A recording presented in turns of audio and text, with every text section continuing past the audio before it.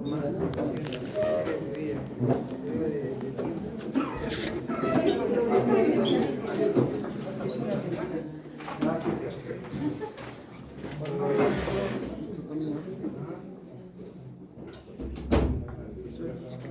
buenas tardes. Compañeros, buenas tardes. Vamos a continuar con la exposición de IPA cabeza.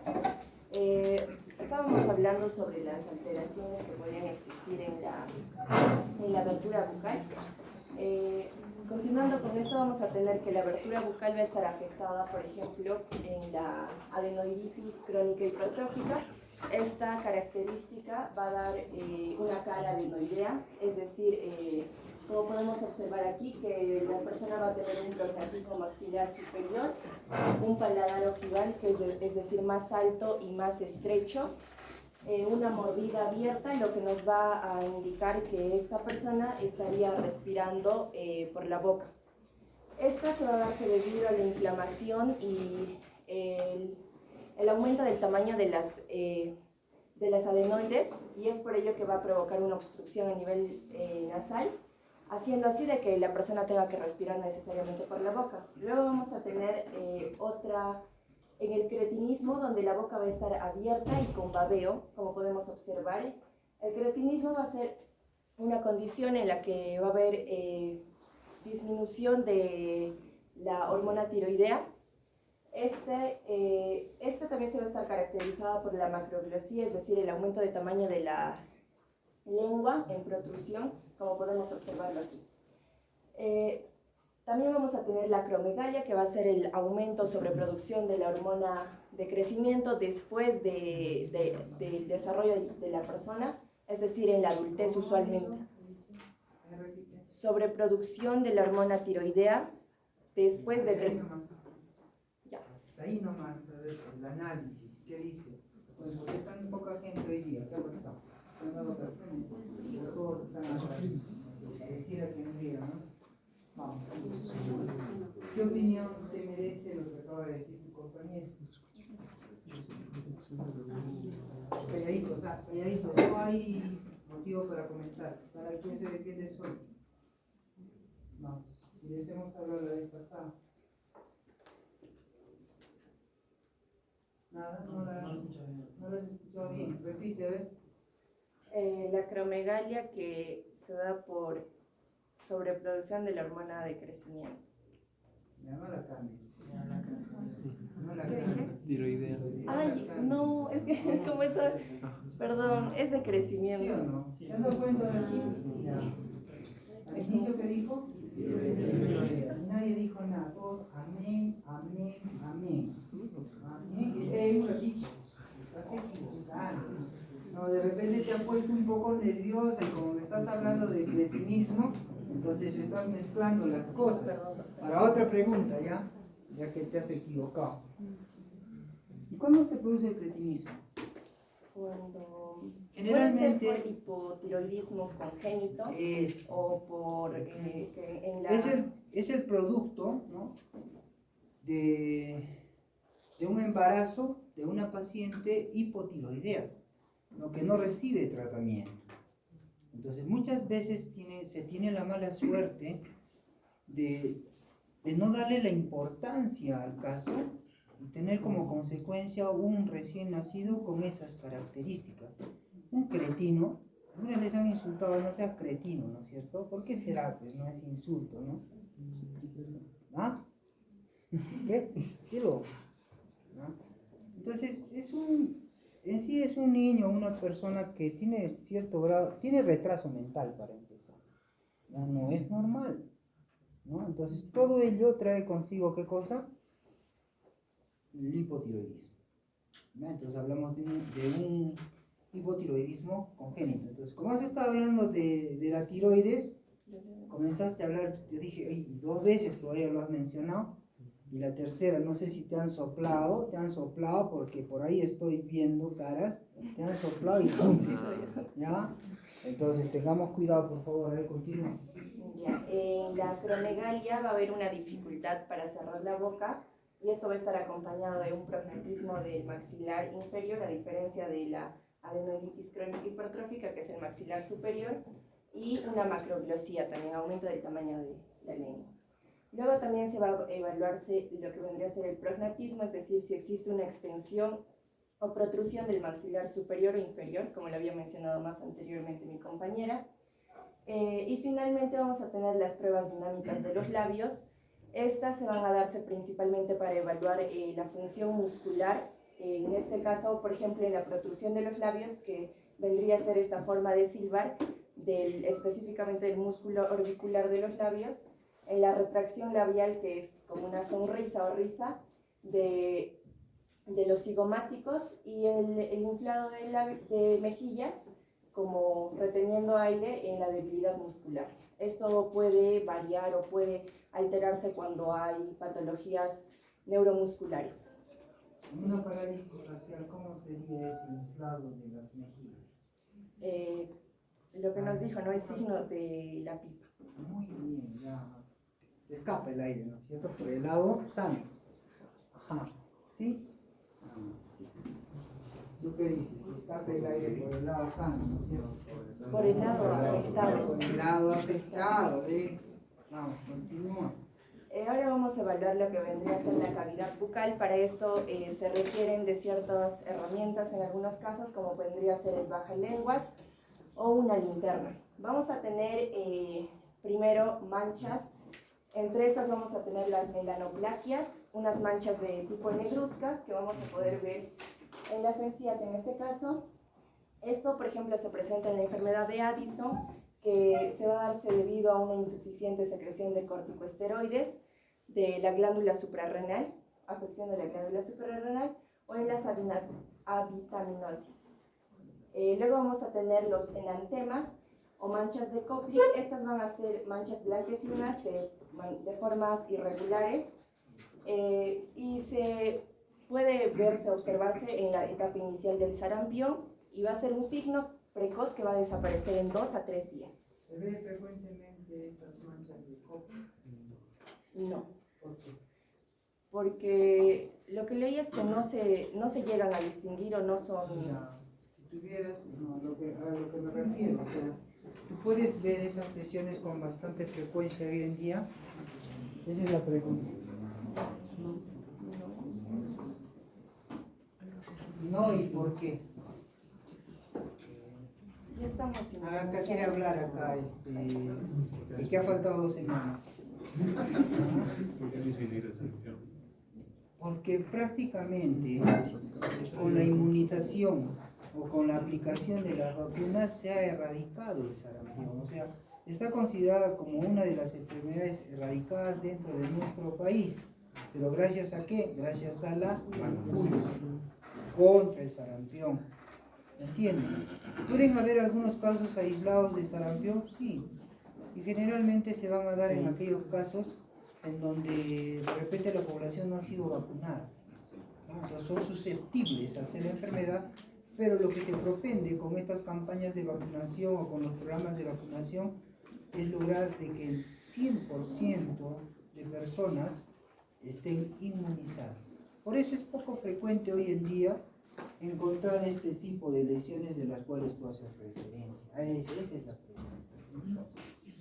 ¿Vamos? Vamos. Ahora vamos a ver las estomatitis, que son la inflamación de la mucosa bucal. Dentro de esta vamos a encontrar, por ejemplo, a las vesiculcerativas recidivantes, comúnmente llamadas aftas o fuegos, que vamos a poderlas observar en imagen. Estas se van a dar principalmente por trastornos inflamatorios y van a ser aumentadas o van a ser favorecidas por noxas, o sea, por estos factores o sustancias o agentes que van a Tarea hacer... para todos. ¿Cuál es el agente etiológico de estas lesiones? ¿Sí? O sea, ¿por qué se produce?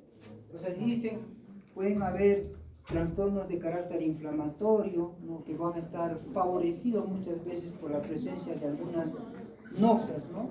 O sea, factores que van a provocar daño a nivel de la cavidad oral, ¿no?, como es el calor, el alcohol, entre otros, ¿no? Pero la pregunta es, toda vez que aparece una lesión de este tipo, ¿a ustedes alguna vez les han salido aftas o no? ¿Son dolorosas? Huelen rico, ¿no? No te dejan ni comer, ¿no es cierto? ¿Ya? Duele. Entonces, peor todavía cuando sale en la cara interna del labio inferior, ¿no? Que ahí te duele, ¿no? Hasta el alma, ¿ya? Entonces la pregunta es, ¿cuál es el agente etiológico de estas lesiones? ¿Ah? No sé, es tarea, vamos. Otro tipo de estomatitis. Cándida. De cándida. No, no están hablando de cándida. Otros están hablando de cándida. La candidiasis oral es diferente a la manifestación clínica. Una candidiasis oral no es sinónimo de ACA. Es diferente. Se presenta de diferente forma. Seguramente que más adelante va a hablar. Otro tipo de estomatitis es la angina de Claude-Vincent o Angina, dice. angina es, doctor.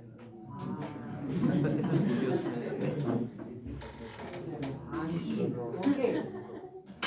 Estás muy enamorada de tu universidad. Esta va a ser una lesión que se va a dar a nivel de la... podemos verla aquí, llamada también boca de trinchera. Es una gingivitis de tipo úlcero-necrótica aguda.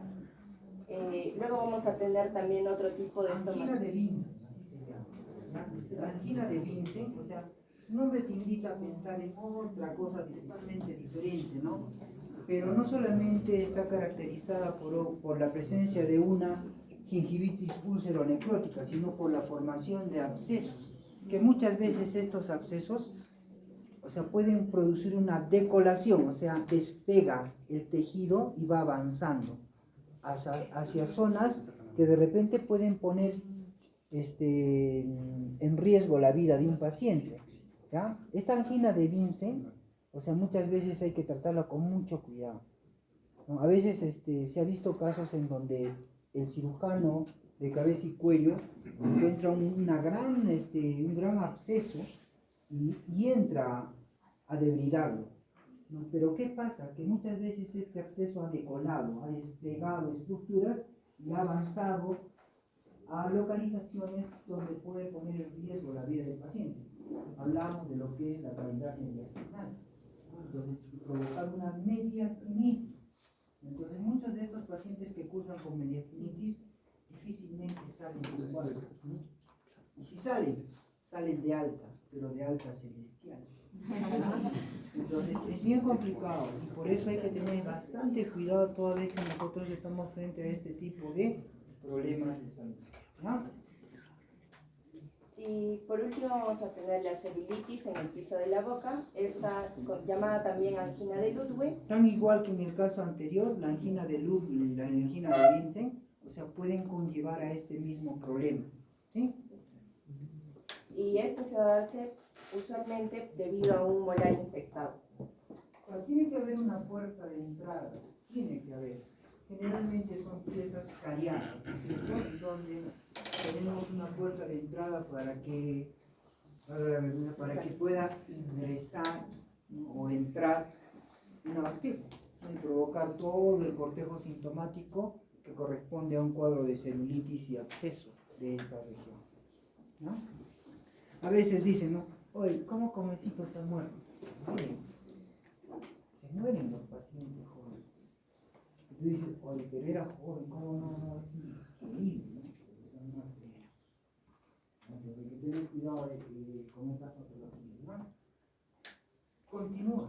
En la lengua vamos a ver que una lengua normal va a estar caracterizada por ser húmeda. Ahora vamos a hablar de la lengua en sí. ¿Sí o no? Sí. ¿Y por qué no haces el preámbulo? Pues? Pareciera que estuvieras continuando a lo que estás hablando anteriormente. Vamos. Hablando específicamente de la lengua y sus alteraciones, vamos a ver que una lengua normal va a estar caracterizada por ser húmeda, papilada y rosada. Primero voy a presentarles a la lengua. Húmeda, papilada y rosada. Cuando hablamos de papilada, ¿a qué se refiere? Se puede diferenciar las papilas se refiere gustativas. a que nosotros podemos visualizar a simple vista la presencia de las papilas gustativas. ¿Está bien? Eso es normal. Pero ocurre en algunos casos, como el que tienes allá, ¿no? la lengua puede estar ausente de papilas. Y el hecho de tener una lengua ausente de papilas te tiene que hablar de una patología. Generalmente, la lengua despapilada, la lengua lisa, la vamos a ver sobre todo en casos de anemia. ¿Pero de qué tipo? Anemia megaloblástica, ¿no? También se puede ver, dice la literatura, en anemia ferropénica, pero es poco frecuente, es mucho más frecuente, por ejemplo, en anemia megaloblástica. Ya dice anemia perniciosa. ¿Qué es la anemia perniciosa? ¿Alguien sabe? Es anemia con deficiencia de B12. La anemia perniciosa es una enfermedad de carácter inmunológico, ¿ya? En donde no se produce el factor intrínseco de Castle, así se llama, factor intrínseco de Castle, que es producido a nivel del estómago. ¿Y por qué es importante este factor intrínseco de Castle? Porque va a unirse a la vitamina B12 para que ésta pueda ser absorbida a nivel del hilo terminal. Entonces, si hay ausencia no de la vitamina B12, sino del factor intrínseco, por más de que tú ingieras vitamina B12 en la alimentación, de nada va a servir, porque no se va a absorber. Entonces, ¿y qué es lo que va a generar ese cuadro? Una disminución de las reservas de vitamina B12, y a la larga lo que vamos a tener como manifestación clínica es una anemia. ¿De qué tipo? Megaloblástica. Esa es la anemia perniciosa. Pero ¿y qué es la anemia megaloblástica como tal? Así usted lo va a encontrar en la literatura. La anemia megaloblástica, que se va a caracterizar por la presencia de glóbulos disminuidos en número, pero de gran tamaño, ¿ya? De gran tamaño, por eso es mega, también grandes, glóbulos rojos grandes, pero con un número de glóbulos rojos disminuido. Y por ende, pues también los niveles de hemoglobina van a estar disminuidos en rangos de anemia. ¿Está bien? Entonces, para poder hablar de anemia, tú agarras, pones 3 dedos como mnemotecnia y empiezas a decir, el de arriba es varón, de medio mujer y el de abajo es mujer gestante. ¿Está bien? Como tienes 3, empiezas por 13, 12, 11. Valores menores de 13 en el varón, anemia. Valores menores de 12 en la mujer, anemia. Valores menores de 11 en la mujer gestante, anemia. ¿Vamos? ¿Ya? Así de fácil. Entonces, en este caso, la anemia megaloblástica, como les decía, se va a caracterizar por la presencia de glóbulos grandes y un número disminuido de glóbulos rojos, y por ende también los niveles de hemoglobina van a estar disminuidos. Pero algo importante en el examen laboratorial son las constantes corpus, la evaluación de la constante corpuscular media, que se llama, o las constantes corpusculares medias, en este caso el volumen corpuscular medio, cuyo valor normal es de 80 a 100. Y si hablamos de una megaloblástica, tiene que estar por encima de 100 femtometros. ¿Ya? Y después también es importante evaluar en estos casos lo que es la hemoglobina corpuscular media, que en algunos casos van a encontrar que puede ser hasta 32 o 34, ¿ya? Y en las megaloblásticas supera este valor, ¿ya? Supera este valor, y por lo tanto nos habla de una anemia macrocítica hipercrómica, ¿ya? Esa es la característica. ¿Y por qué se da? Por un déficit de ingesta, ¿no es cierto?, de vitamina B12 o de vitamina B9, o llamado también ácido fólico y cianocobalamina en el caso de la B12. Entonces, muchas veces el paciente, pues, ¿por qué? Porque se convirtió en un vegano, vamos a decir, o un vegetariano estricto, deja de consumir productos ricos en vitamina B12, en vitamina B9, y por ende, pues, las reservas que puedan haber estado bien al inicio comienzan a caer, a disminuir, a tal punto de que cuando se consumen las reservas tanto de vitamina B12 como de vitamina B9, el paciente va a hacer estos cuadros de anemia con las características ya mencionadas. ¿Ya? Pero eso es por falta de ingesta. Pero muchas veces ocurre el caso de que el paciente tiene antecedente alcohólico. ¿Ya? ¿Me entienden? Tiene un antecedente alcohólico, ese paciente no consume alimento. ¿Qué es lo que consume? Alcohol, pues, ¿no? ¿Está bien? ¿Y qué es lo que pasa con el tiempo? Estos pacientes van a presentar una atrofia de la mucosa gástrica. ¿Y qué cosa hay en la mucosa gástrica? Hace poco lo mencioné, las células parietales. ¿Y de qué se encargan las células parietales? De la producción del factor intrínseco de Castle, que es importante para la absorción de la vitamina B12. Entonces, ese paciente hará anemia, hará megaloblastosis, o sea, glóbulos grandes, sí, pues lógico, ¿no? O puede deberse también a otra situación, ¿no? Que va a ser de que el paciente presente esta lengua característica, el hecho de la presencia de un tumor a nivel de la zona de absorción de la vitamina B12. ¿Cuál es la zona de absorción? Dije, el ilion terminal.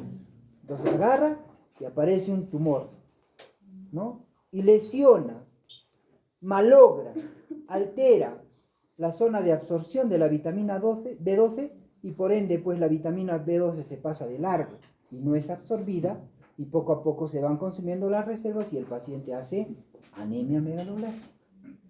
O de repente por ahí, producto de ese tumor, agarran y le hacen una recepción del hilio y se pierde toda la zona de absorción para lo que es la vitamina B12. ¿Y ese paciente hará anemia o no? Sí, siempre y cuando no se le administre B12, por lo menos mensualmente. ¿Me entienden? Vamos a ver una lengua escrotal que va a ser una lengua que va a tener las características de que va a tener cisuras horizontales.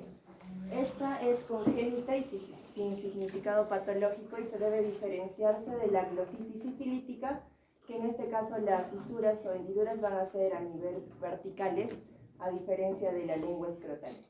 Luego vamos a tener la lengua saburral, que es muy común y se va a darse por desescamación del epitelio lingual y se puede observarse en diferentes patologías. También vamos a tener la lengua saburral. Se va a ver en cuadros de deshidratación, ¿no? O sea, el paciente está con la cavidad oral seca y tú vas a poder ver pues esa lengua muy característica llamada también lengua saburral. ¿Y por qué se llama saburral? Porque va a presentar esa impregnación blanquecina que se denomina sabur. ¿Ya? También, claro, el paciente con fiebre muchas veces es un paciente que va a perder líquidos, ¿no es cierto? La fiebre no pierde líquidos, el paciente con fiebre, lógico. Entonces, generalmente, pues si la fiebre es tan intensa, la mucosa oral muchas veces se forma seca, ¿no? Y aparece en esta sinología, ¿no? Sigue, a ver. Y ahí está la famosa candidiasis oral, que es totalmente diferente a lo que algunos han mencionado cuando hablábamos de lesiones aptosas, ¿sí? Otra cosa es, miren, candidiasis oral. Sí, a ver. Antes vamos a hablar de la lengua del loro. Esta, no quieres hablar de candidiasis oral. de candidiasis, después hablas de la lengua. La candidiasis oral, esta se va a darse por una infección de la Candida albicans. Por Candida albicans. Por Candida albicans. ¿Qué es la Candida albicans? Un hongo. ¿Está bien? Entonces, toda vez que nosotros veamos un paciente con lesiones de candidiasis oral, o llamado también Muget oral, entonces lo primero que tiene que hacer es pensar en que el paciente es un paciente inmunocomprometido, inmunodeprimido, o sea que tiene la inmunidad disminuida. Entonces, este paciente fácilmente se hace presa de estas afecciones que se llaman afecciones, ¿cómo se llaman? Oportunistas. Normalmente no salen. Y si te sale porque sus defensas se han caído. Algo tiene que estar pasando en tu estado inmunológico. Entonces, eso tiene que despertar la curiosidad, ¿no? Y decir, ¿y por qué? Pues este hallazgo que muchas veces es casual, acá le va a molestar porque provoca dolor, ¿no? Esas placas blanquecinas, ¿no? en la cavidad oral, y muchas veces pueden estar localizadas más adentro, ¿no? En esófago, por ejemplo. Agarran, entran por un estudio endoscópico y se encuentran con la sorpresa de que hay presencia de placas, ¿no? Blanquecinas, producto de una candidiasis a nivel esofágico. Entonces tú como médico dirás, ¿eso es normal? No es normal. Entonces, ¿eso obedece a qué? A una inmunosupresión. Muchas veces el paciente puede ser portador del virus ¿de qué? De inmunodeficiencia humana, ¿no? De VIH. ¿sí o no? ¿Que puede condicionar esto? Sí. Muchas veces el paciente puede ser portador de un cáncer, sí. ¿Puede condicionar una inmunosupresión? Sí. ¿Puede ser portador de HTLV1?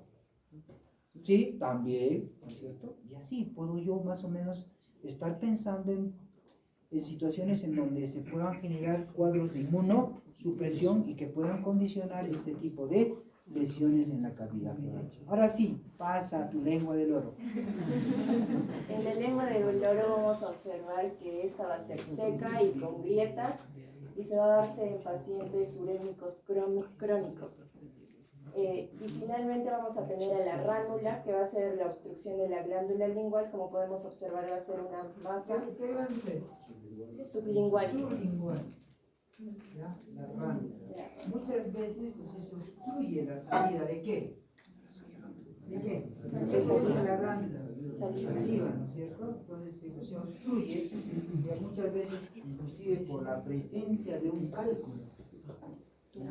Entonces, y va a condicionar por la acumulación de la saliva a ese nivel y que le va a dar ese aspecto abultado a nivel de la lengua.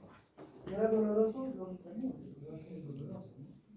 Entonces, ¿con qué nombre se le conoce a lo que acabas de mencionar? Ránula.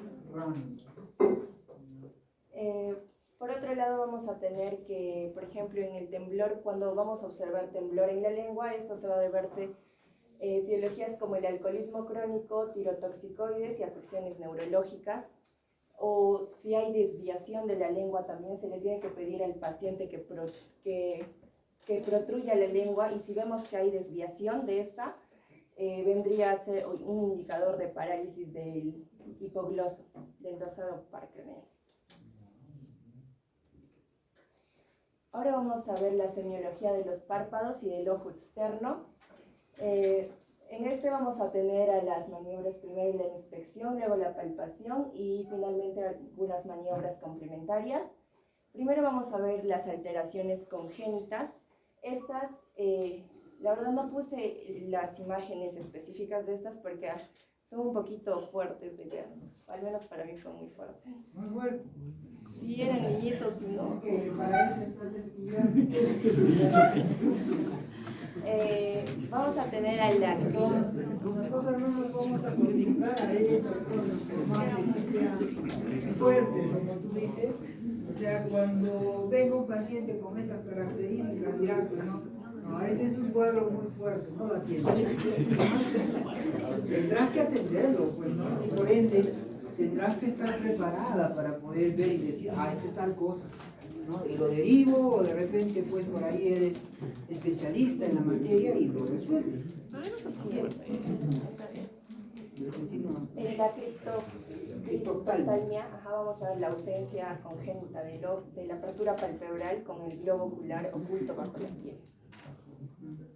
En la blefaria vamos a tener la ausencia blefaria, ausencia de los párpados, la microblefaria de los párpados pequeños, la colobopalpebral, que va a ser la pérdida, coloboma palpebral, que va a ser la pérdida en la forma de B en los en el borde de los párpados, ¿no? En ambos extremos. En el volumen vamos a ver una alteración principal que va a ser el edema palpebral. Este puede ser unilateral o bilateral. El unilateral usualmente de origen local, que pueden ser por picadura de insectos, traumatismos o infecciones locales, como podemos observar. O sea, es más de origen inflamatorio. Ya, el unilateral, o sea, te pica un insecto, se te hincha el párpado, ¿no es cierto? Y vas a tener un incremento de volumen a ese nivel, solo en un solo lado. ¿Puede ser por un golpe? Sí. Y de repente, pues, el boxeador es bueno, ¿no? Y te ha dado en los dos ojos, ¿no? Bilateral, ¿no? Bilateral, ¿no? Pero generalmente es en un solo lado, porque a la segunda que quieran dar te has reaccionado, ¿no? Ya no te dan. Y el bilateral de origen general, usualmente en enfermedades más sistémicas o alergias. Ya, puede ser en situaciones alérgicas, pero también puede ser debido a un compromiso renal, ¿o no? Sí. También, ¿sí o no? Puede ser, ¿no es cierto? Muchas veces es el primer signo de alarma o el primer signo que te puede hacer sospechar de que el paciente tiene un problema En el hipotiroidismo no necesariamente, ¿ya? A no ser de que ya el paciente esté presentando mixedema, ¿ya? Pero es otro tipo de edema. Edema entre comillas, porque el mixedema no es edema. Se puede hablar, ¿no?, dentro de lo que es el tema de edema para poder hacer el diagnóstico diferencial que tiene otras características y eso se va a ver con bastante frecuencia toda vez que estamos hablando de un paciente con hipotiroidismo. Sigue, ¿verdad? Las causas que nos mencionan, por ejemplo, como habíamos mencionado, la picadura de insectos como abejas, avispas. En este caso, un signo que es el ojo en compoto o signo de Romaña, cuando sale la enfermedad de Chagas por el Trypanosoma cruzi. La triquinosis humana, o dada por la Trichinella spiralis. ¿Eso hay en nuestro medio? No es muy común. ¿Qué dice? Hay en medio.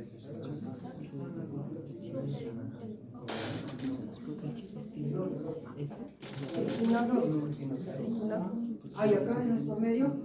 Eso no hay en nuestro medio. Equivocadamente le decimos triquina. ¿A qué? Chancho. Chancho, no, al chancho no. ¿A qué le llamamos? A ver, equivocadamente le decimos, ese chicharrón tenía triquina. Es algo común en nuestro medio mencionarlo de esa manera, pero no es triquina. ¿Qué cosa es? Cisticercosis. ¿Ya? ¿No es cierto? Es el estado larvario ¿de qué? De la tenia solium, o llamada también solitaria. ¿Está bien? Entonces, no hay eso acá.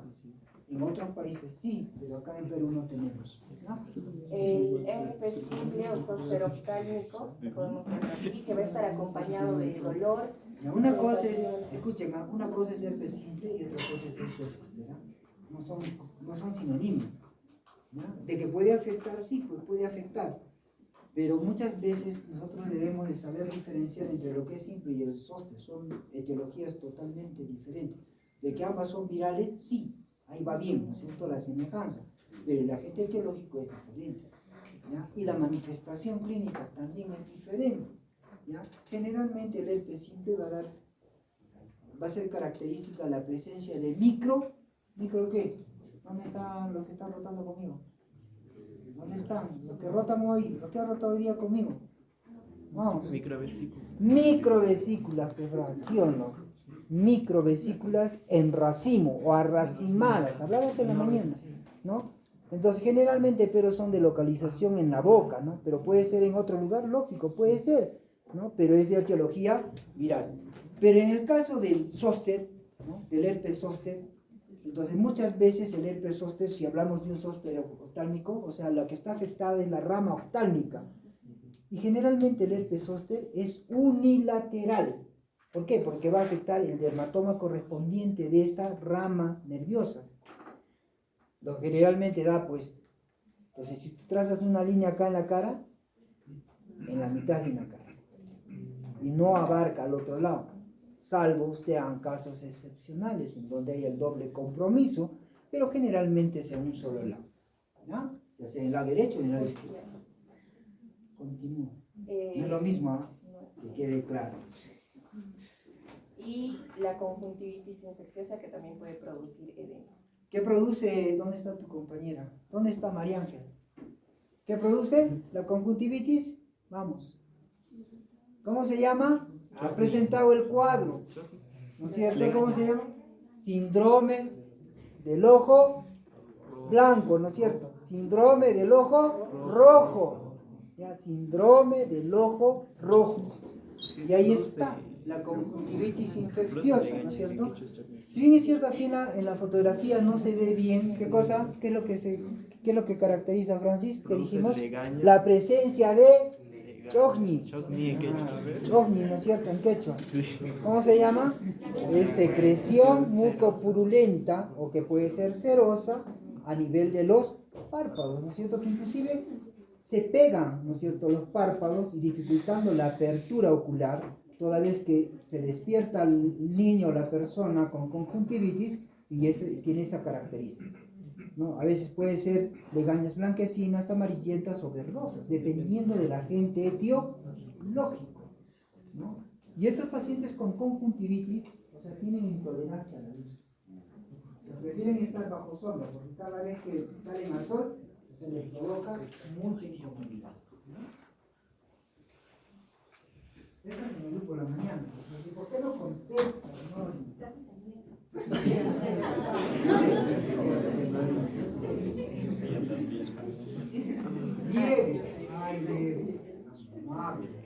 Ahora vamos a hablar sobre la abertura palpebral y sus alteraciones en esta.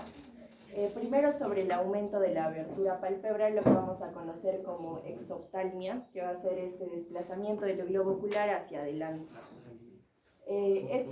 Puede ser de tipo bilateral o unilateral. A nivel bilateral vamos a tener lo que vendría a ser la enfermedad de Grace-Basedow. La enfermedad de Grace-Basedow es un caso de hipertiroidismo.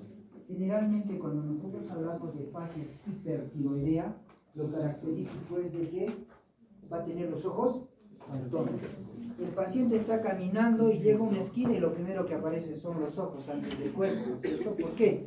Porque tiene esa protrusión ocular.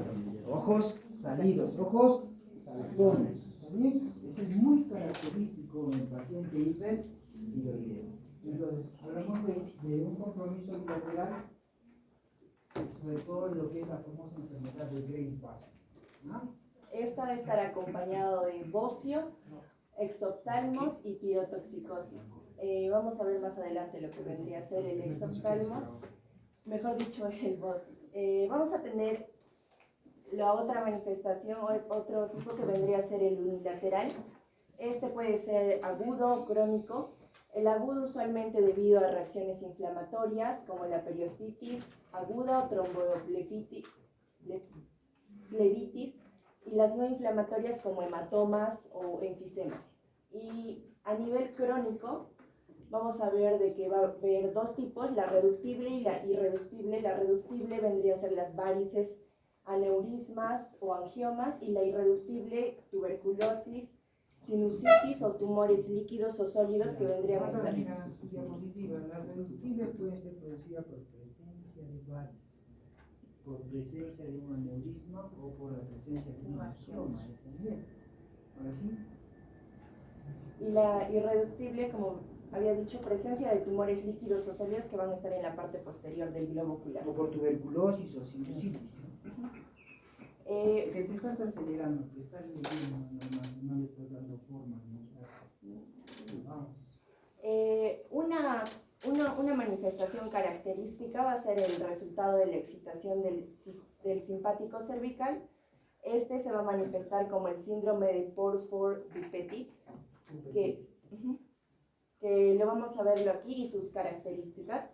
Este trastorno va a estar causado por la irritación, como ya he dicho, de la cadena oculosimpática, y se va a estar caracterizado primero por exoftalmia ligera, midriasis, que vendría a ser la... ¿Qué lado está afectado? ¿Qué lado está afectado? ¿La derecha o la izquierda? No sé. ¿Segura? ¿Qué lado está afectado? Porque no veo midriasis, dilatación. Y esta pequeña. ¿Sí? ¿Qué presenta esta paciente? Anisocoria. ¿Está bien? Anisocoria. ¿Por qué se llama anisocoria? Él. Ajá, está, no sé quién me está mirando así de reojo para allá. ¿Quién se quiere ir? ¿Quién se quiere ir? Avísame nomás, yo la hago quedar. Vamos, ¿qué es anisocoria?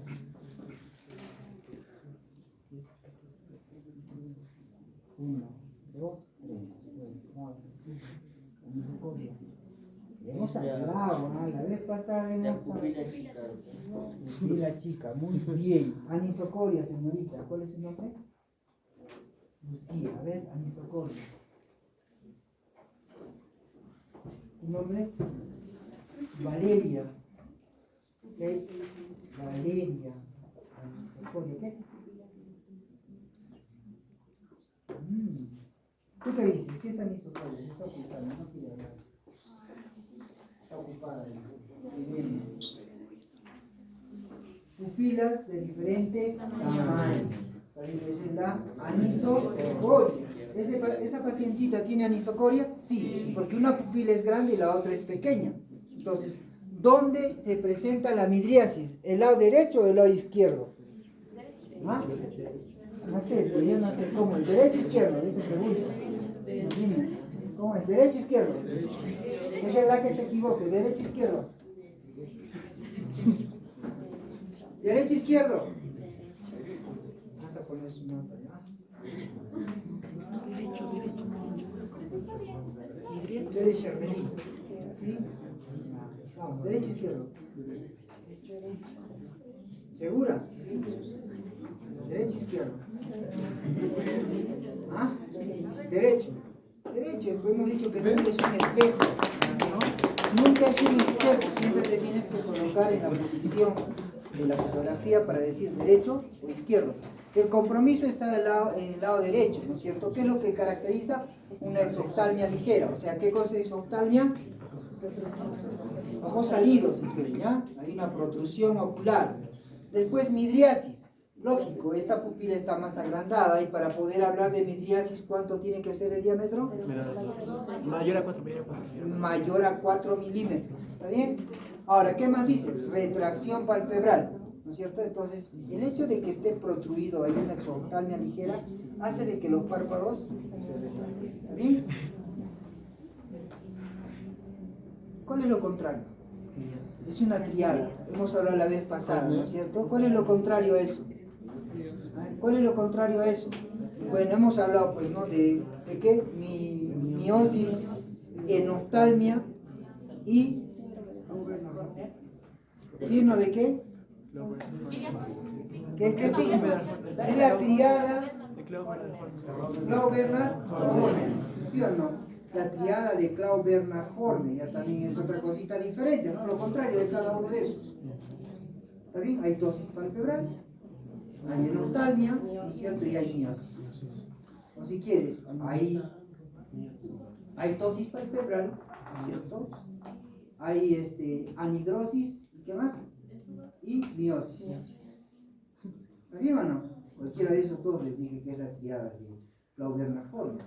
Y es lo contrario del síndrome de Beaufort-Dupetit, ¿no? Sigue.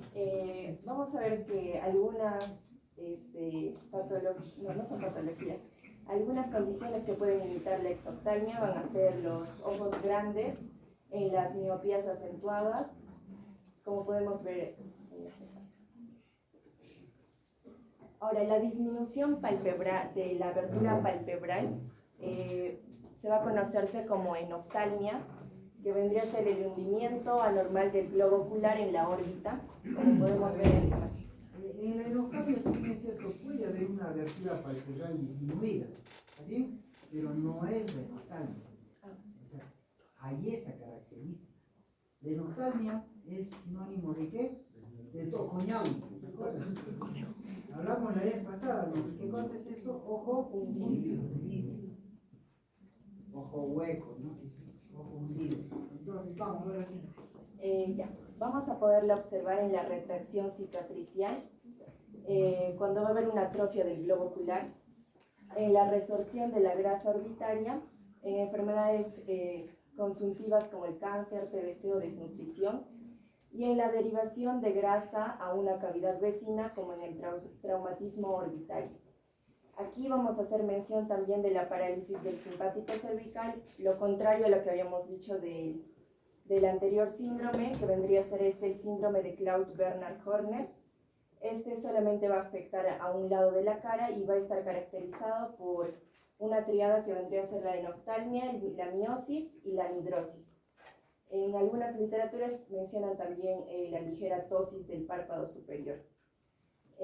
Usualmente está asociado a un tumor de Pancoast, que es un tumor localizado en el ápice del pulmón, que es lo que vendría a ser lo que vendría a condicionar, ¿no? La afección del simpático cervical.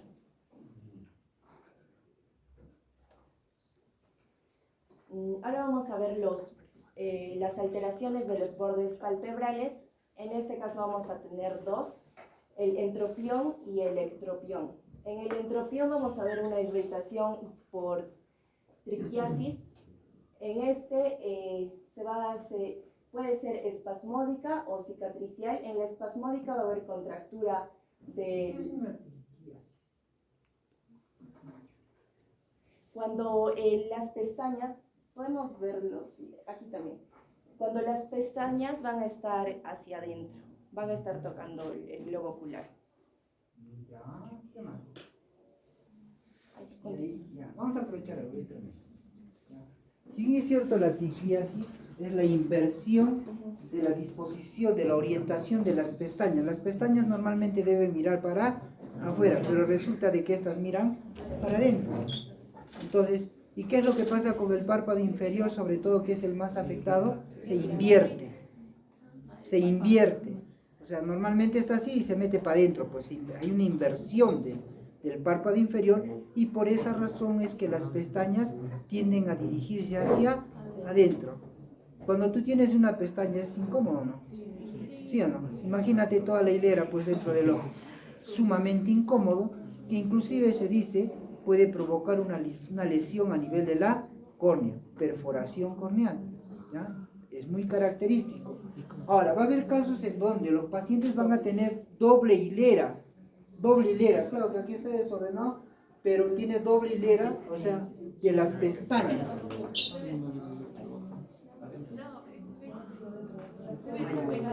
Ahí está, doble hilera, ¿no es cierto?, de pestañas, entonces, y a eso se le llama, ¿qué cosa? Distriquiasis. No es tía, es distriquiasis. ¿Ya? Distriquiasis, ¿no? Doble hilera de pestañas. ¿Qué más? Bueno, continúa. Ya. Al hablar de entropión es para adentro, o sea, el párpado se mete para adentro, se invierte. Y al hablar de ectropión, ya también el párpado se vierte, o sea, para afuera. Entonces, te permite, cada vez que tú veas un paciente con ectropión, lo que vas a poder visualizar con suma facilidad es la conjuntiva tarsal.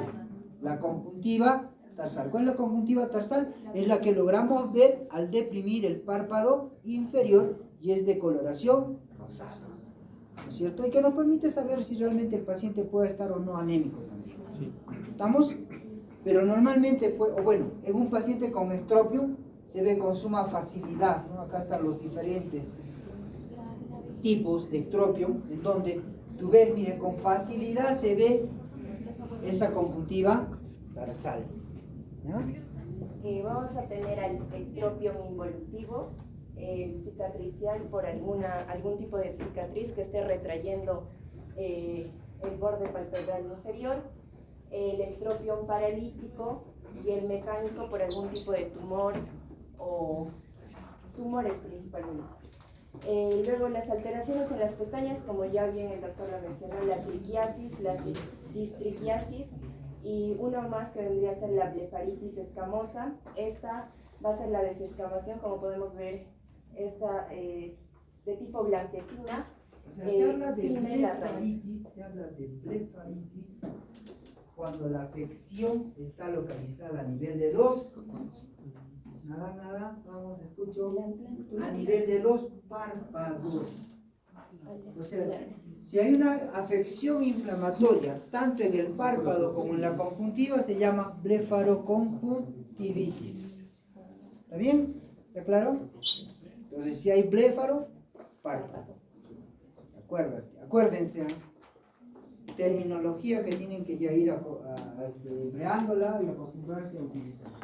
Este usualmente es de origen seborreico, es decir, graso, y usualmente por las glándulas que existen en el párpado. ¿Qué glándulas? ¿Qué Sebáceas. glándulas hay? ¿Quién me dice glándulas? ¿Qué glándulas hay ahí? Glándulas Que sebáceas. generalmente se comprometen toda vez que hay orzuelo, toda vez que hay chalacio. ¿Qué glándulas son?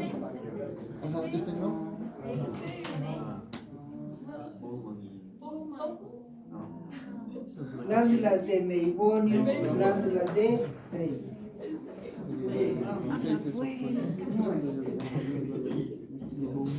Ahora vamos a observar la motilidad de Alteraciones de la movilidad. alteraciones de la motilidad. Primero vamos a ver lo que vendría a ser el lagoptalmo. Esta va a ser una insuficiencia para poder cerrar los ojos.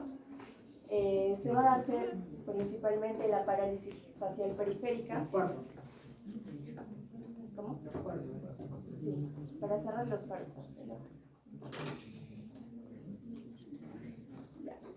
Y en la distrofia muscular, por ejemplo, en el blefaroespasmo, que va a haber una contracción exagerada de ¿Qué es el lagoptalmo? ¿Quién me dice? En otras palabras, ¿qué es? Lagoptalmo, en otras palabras. Una poca fuerza para No, construir. ¿qué es? Sí, lagoptalmo. Ese paciente tiene lagoptalmo. O, les dije, a ver ahí atrás. ¿Qué? No te escucho. Sí, a ver, Diego, lagoptalmo. Lagoptalmo. Ojo de conejo. ¿Dijimos o no? Claro, cuando hablamos de fases de parálisis facial hablamos de esta alteración, lagoptalmo, ¿sí o no? El paciente no va a poder ocluir el ojo, ¿no es cierto? Los párpados no lo va a poder cerrar y va a quedar una abertura, ¿no es cierto? Una abertura. Ahora vamos a ver la tosis palpebral. En esta va a estar involucrada o va a estar dañada el nervio motor ocular común. Vamos a poder ver, por ejemplo, en el lado izquierdo. Si el compromiso es debido a una parálisis del nervio motor ocular común, o sea, podemos presentar una tosis palpebral, unilateral o bilateral. Puede ser bilateral, ¿no? Pero después también podemos ver una tosis palpebral en la miastenia gravis, en el tracoma. Vamos, pues, estás desordenando. Primero, cuando vamos a ver una tosis palpebral en la parálisis del nervio motor ocular común, vamos a ver el elevador, que va a estar afectado el elevador del párpado superior, los rectos y el oblicuo menor, como podemos ver en el ojo izquierdo, que va a ser el que va a estar afectado. En el caso de la miastenia gravis, esta va a ser una enfermedad autoinmune que se va a darse por debilidad muscular. Podemos ver aquí que va a ser bilateral, en ambos ojos va a haber la tosis palpebral. En el tracoma, la tosis palpebral se va a verse, como podemos observar en esta imagen, el tracoma va a ser una enfermedad ocular crónica por infección de la clamidia trachomatis. Clamidia trachomatis. Trachomatis. Ahora vamos a ver las alteraciones del color de la esclerótica. ¿Qué es la esclerótica? Es la cosita blanca del ojo. Es la parte blanca del ojo, ¿cierto? Normalmente se puede observarse una variación en este color en el niño de color azulado, en el adulto el color es de blanco nacarado y en el mayor ligeramente amarillo. Vamos a tener una alteración de color amarillenta bifidérica. Esta puede deberse a diferentes patologías que pueden ser congénitas o también hepatopatías. Las de color azul brillante, principalmente dada por el síndrome de Lobstein, de color rojo por las hemorragias subconjuntivales o la conjuntivitis también, como nos había mencionado el ojo rojo, de color marrón o parduzcas debido a la arquilla, que es la exposición prolongada a la plata, y de color negruzco o apizarrado, que se va a darse principalmente por la ocronosis o la acumulación de los pigmentos oscuros. Esto se va a darse tanto en los cartílagos, tejidos fibrosos, y se va a darse estas manchas que podemos observar en el ojo, y también puede caracterizarse por orina de color oscuro.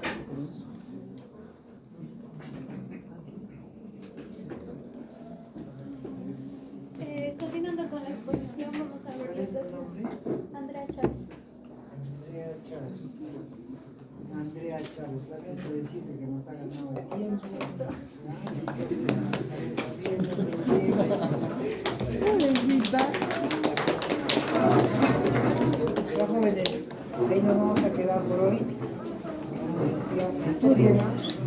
Se viene el primer examen. Muy pronto. Podríamos plantear fecha.